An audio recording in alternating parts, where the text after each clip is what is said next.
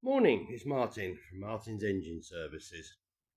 Right, well, it's a beautiful Monday morning here in Outwell, West Norfolk. Very cold this morning and all misty and all. When I opened the gate this morning, I thought, oh well, this is not nice. But now it's going to be a glorious day, sun's breaking through.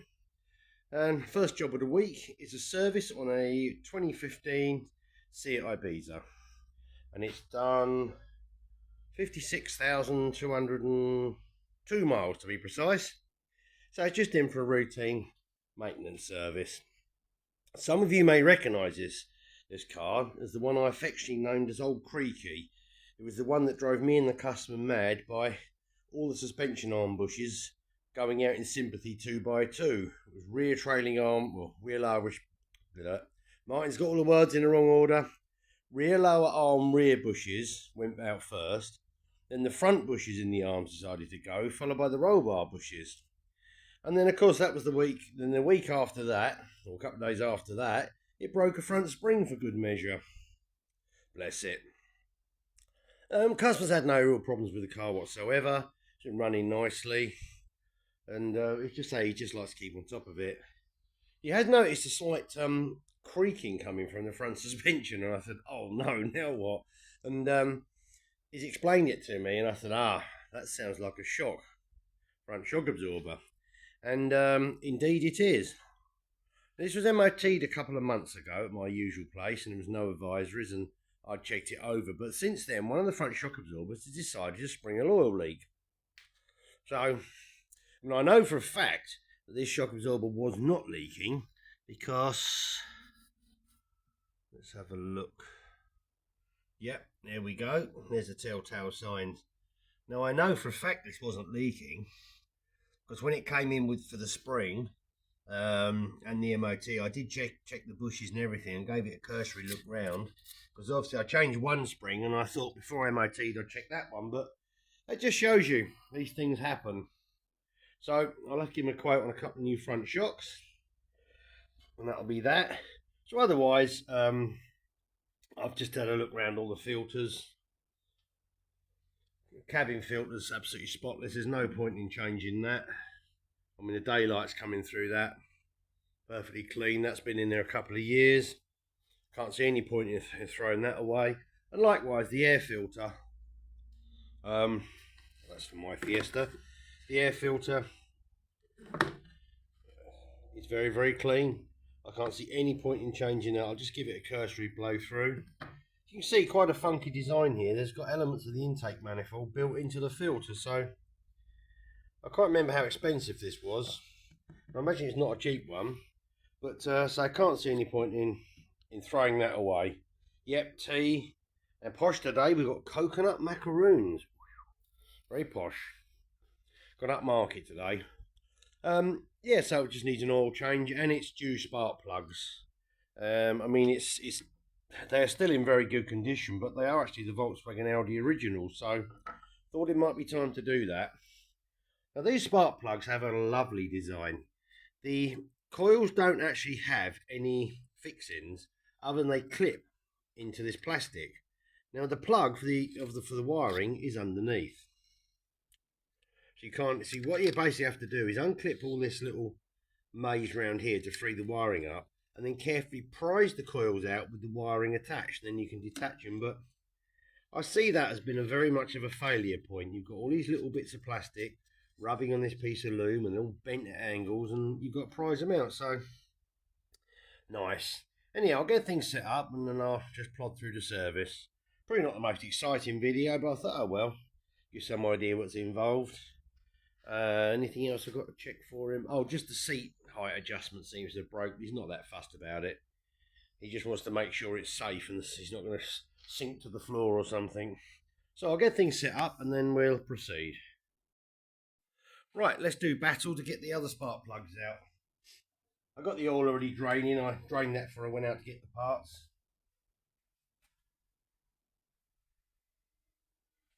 So basically, the tool required is to get in here and just very, very gently. Oh, this is not a fun thing.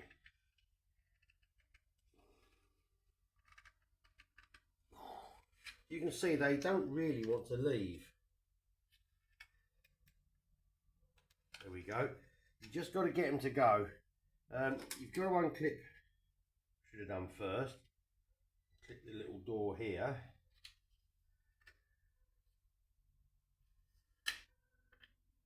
Says confidently, there we go, and clip the little door.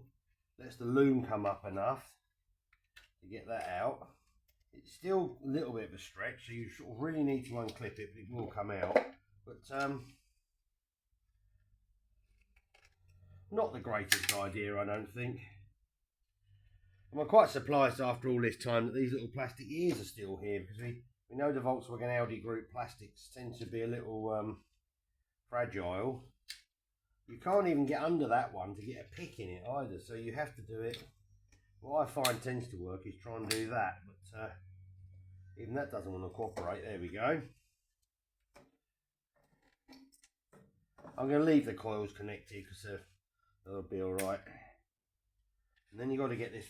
I've given up trying to get number 1 out for the moment.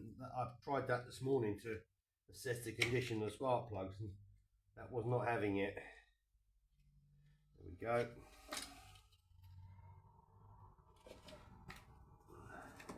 Now this one, yeah, you do have to unplug this one, I remember now. And of course you've then got to wrestle with the locking tag there, which of course doesn't want to undo under any circumstances. You have to get your finger on the locking tag and then very carefully try and manoeuvre. Ooh. I'll have to get a pick and put under that one, I think.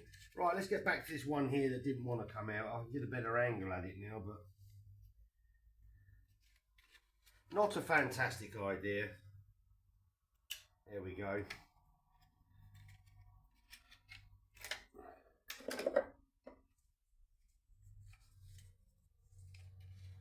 Yeah, I mean, it's not, in my opinion, a fantastically good idea. They have to be prising against the coil and possibly crack it, prising against the plug, and having to wrench the wiring out the way at the same time. It's yeah, fantastic idea. So, pause 6 a minute. I'll go and get a pick and get that other one out.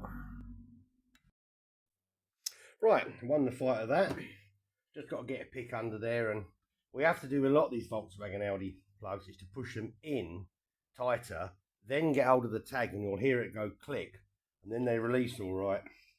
Now all the plugs look to be good, they're all burning the same.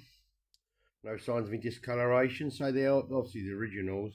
They're just getting a little bit rounded on the points there, and they've done a few miles obviously, so I think it's time for a new set.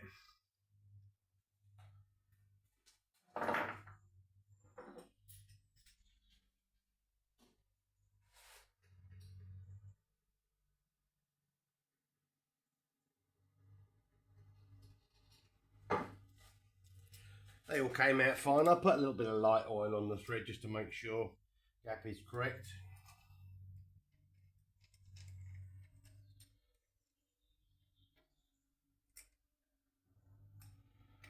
So we'll get all them in place and bring it back in the mow. Right, that's all the plugs in and tightened up. Just trying to remember when I ever took the spark plugs out of this engine. I don't know, I've just having a look at the timing belt. Actually, I don't remember doing a belt on this. I don't think I did, because he may have had this done before he got it. Because they've got a Polo, a few years older than this in the family, with the same engine. And I've definitely done the belt on that. So I possibly never had the plugs out of this. So we're nowhere near due. So, well, it's sort of 100,000 miles or 10 years, so it's coming up for 10 years anyhow, 10 years now. So right, we just snug these back into place. Oh, in the right orientation.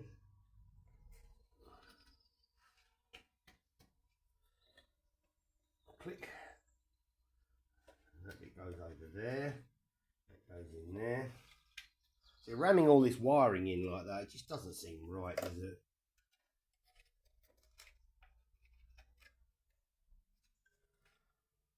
Click. I'm not so sure that one's sat down. That's it. Click.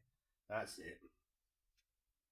You can't orientate them slightly wrong, because they do have these ears to locate against, so.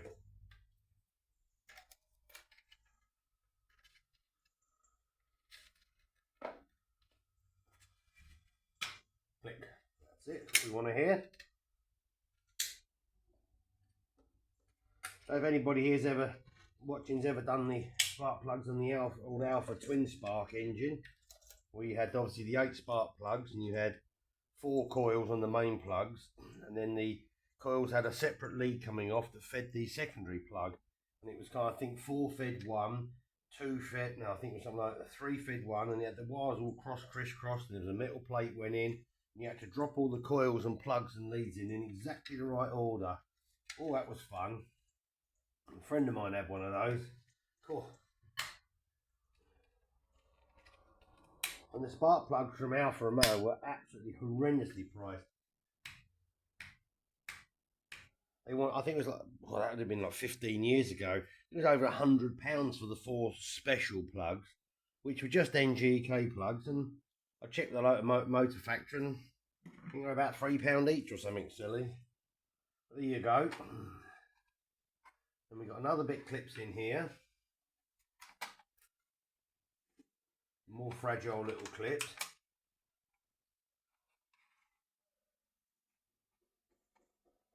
There we go.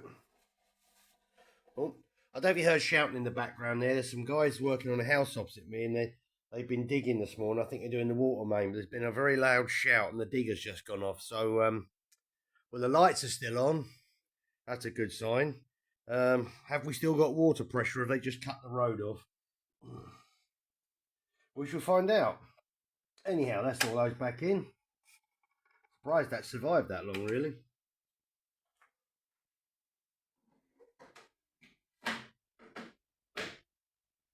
Right, pop the air filter back in. So this part's quite, it's designed to fit in here around the intake, and rather over-engineered. At least you don't have to pull all the airbox off this one to get it apart. There's just a breather pipe and a few screws, so.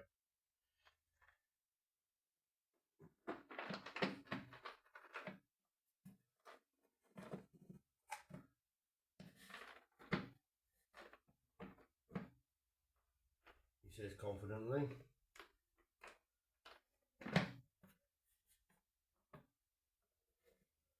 Really?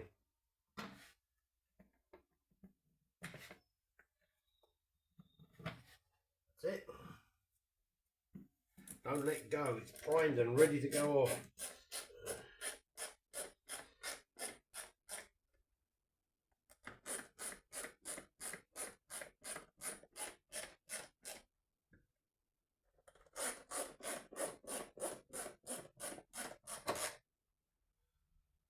I'll put that back on now so we don't forget. It'll run really badly because we'll have a leak in the crankcase, and it'll be dragging it through the PCV valve into the inlet manifold. We'll have all sorts of lean codes and all sorts of mysteries. We've all done that one, and that's it. You've got 1, 2, 3, 4, 5 screws, and that's that done. Fortunately, it's all pretty well laid out. The usual VW Audi craziness with the wires on the battery and fuses and bits and pieces and extra bits. So they love all that. Now that concludes basically all that. So I've just got to get the oil filter off now. And a really lovely feature on these, the oil filter lives down the front here, a bit of an angle, but they fit a hexagon on it. So you can get a socket on there, just drop a ratchet down and undo the filter. You can get your hand on it okay, it's just a little bit fiddly. So that is quite nice. So I'll go and find a socket to do that, and then we'll get that off. I know this looks a bit brutal, but I just need a little bit of articulation to get in there.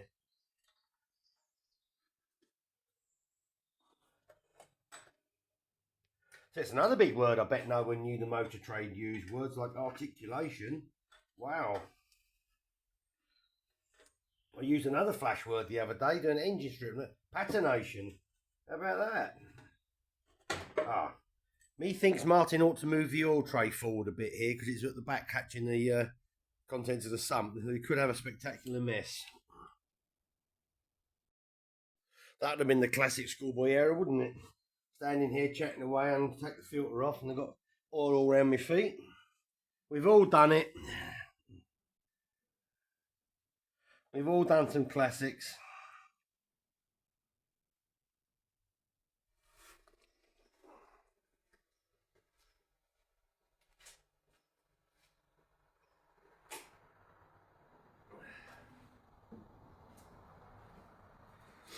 Many years ago, I'll tell you how long ago it was, a Mark II Escort automatic. I took the engine and box out and I had a plug up the back of the gearbox like an old prop shaft end. And I had the transmission all on the bench and I separated it and the torque converter half fell off. So I tipped the transmission up backwards quickly to stop it running out the front, and the plug shot out the back of the gearbox and emptied, what was that, about 6-7 litres of transmission fluid straight on the floor. Because I'm not realising this, I'm just peering at the front, trying to get the torque converter line back up again so it didn't pour out, and then suddenly looked down and thought, oh, okay, what a lovely mess that was. It was kind of funny, I suppose, but it wasn't funny at the time. This massive, great, horrible, brown, muddy puddle of transmission fluid spreading all around my feet. Nice. Right, press the sump plug back in and double checked, and the filter's on. I'd put the filter on till it touched, give it about a quarter of a turn and a tiny nip more, and that's all you need. You do not need to tighten it up 3 or 4 turns. So, I always like to check the sump plugs at least 3 times and the filters the same, just to be on the safe side. Right, let's juice the old girl up.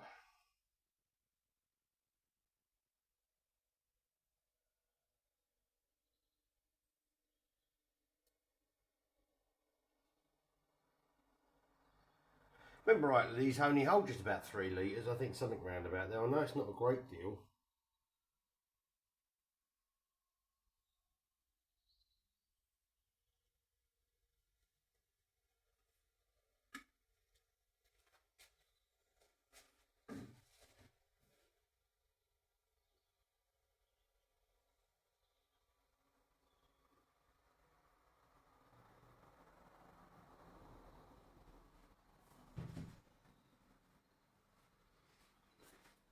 So obviously if they start burning a little bit of oil, it don't take long for these to get very low. I've got another customer, the 2010 Golf, that's done 130, 140,000 miles now, 1.4 turbo. That isn't smoking and there's no other signs of where the oil's going, but it has been starting to get through a considerable amount of oil recently. So I have my suspicions that it's possibly a ring issue. There's no sign of any smoke from the exhaust and anything, so we shall have to see. But I said to him, keep an eye on it. I think it might be a problem brewing.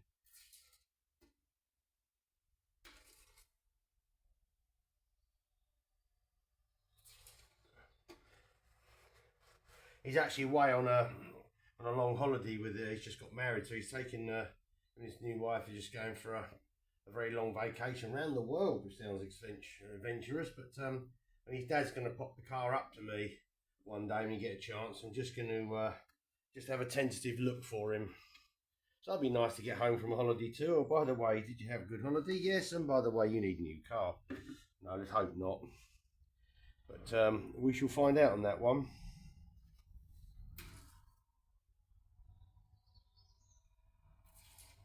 But obviously I know this is jacked up and it's canted back, so that's 3. So I've got 3.5 in. We've obviously got to fill the filter up.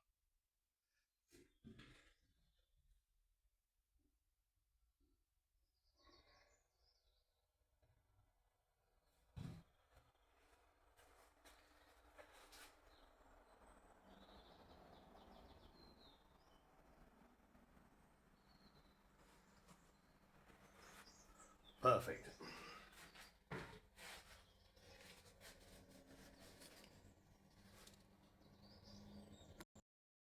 Right, Well, that's showing up as on the full now, and I know it's slightly false reading, so let's see if it still goes.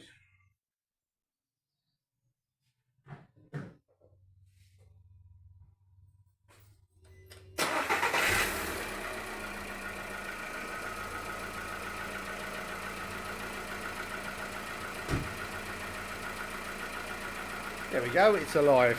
But if you can hear that very slight noise there, that's very much piston slap sound. And as it's starting to warm up, it's going away. This has always done that, and I've noticed the Golfs and that and the other Polos seem to suffer with that, so could be why the piston rings start to go. Right, let's turn it off and let it settle down and carry on with a few of the other points.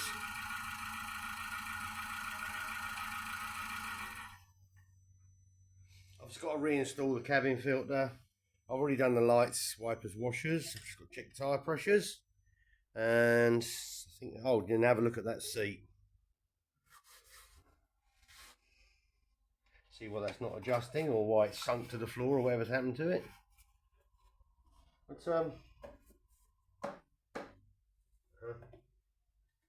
he thinks the timing belt cover hasn't gone back on exactly right.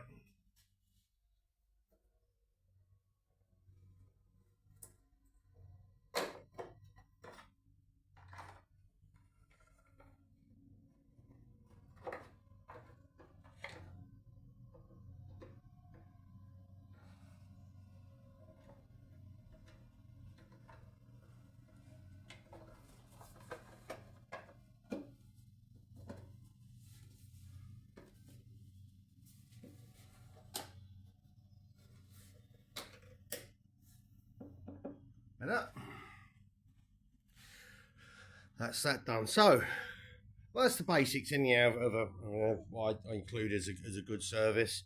I know that some people do a short service, just an oil and levels, then the full service. If an air filter and cabin filter is easy to get to, while I'm at it, I tend to look at them.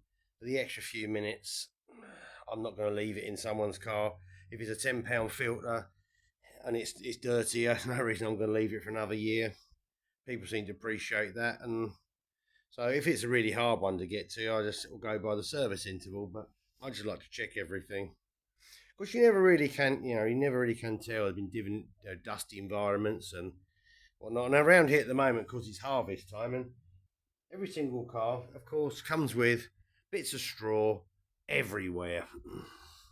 Everywhere you go, there'll be bits in the rad. There's bits all down there, and yeah. And it all seems to find its way into the filters. So anyhow, that's what we're going to do. I'm going to finish that off now. And that hasn't been the most exciting video, but I just thought you'd bring you along and show you some of the points that we get up to. So it's a nice Monday, and I've got a few other things to do. And I've got a confession to make. I left 2 of the bolts loose on my Fiesta the other day. I sorted out the exhaust manifold. It had a blow on the manifold ever since I put that engine in that car, and I discovered the manifold's actually slightly warped. I had a spare one, and I lovingly rethreaded everything, and I spent most of the yesterday putting it all together and made a thorough job and put all the bolts back in the heat shield exactly how they should be, and left the bottom 2 loose. And it's not rattling, but I suddenly thought about it this morning. I thought, whoops, well done, Martin. So nothing serious, but I thought I'd confess to that one. Anyhow, so hope you enjoyed this. Please like and subscribe. And part 2 of the... Oh, no, hang on, that's going to be in the wrong order. No, ignore that. I'm not sure which order the next video is coming out, but part 2 of the Morris Minor engine for the 20,000 views special will be coming out soon, but it might be in a different order, so please ignore that. Anyhow, thank you very much indeed, and bye for now.